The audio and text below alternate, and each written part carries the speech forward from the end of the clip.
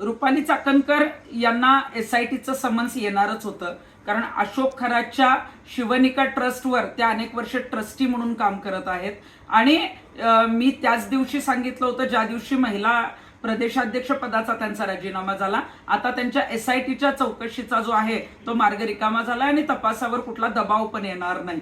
ज्या पद्धतीनं मागील वर्षी 2025ला दैनिक खबरदारचे संपादक जे आहेत त्यांच्यावर सुद्धा महिला आयोगाच्या अध्यक्षा म्हणून बातमी जी आहे जी छापली होती त्यासाठी दबाव आणणं, त्यांच्यावर सुमोटो ऍक्शन घ्यावी म्हणून पोलिसांना पत्र देणं, या संदर्भातले सगळे पुरावे जे आहेत ते खेमनार यांनी त्यांचा जबाब आणि पुरावे चाकणकरांच्या विरोधात SITकडे दिलेले आहेत. त्यामुळं चाकणकरांनी कशा पद्धतीनं दबाव आणला याची चौकशी जी आहे ती होणार आहे. आणि शिवनिका ट्रस्टवर ट्रस्टी म्हणून त्यांनी काय काम केलं आणि त्यांचे आणि खरातचे कशा पद्धतीनं संबंध होते किंवा या त्याच्या काही कृत्यामध्ये काही सहभागी आहेत का किंवा इतर चौकशी जी आहे ती चाकणकरांची होईल.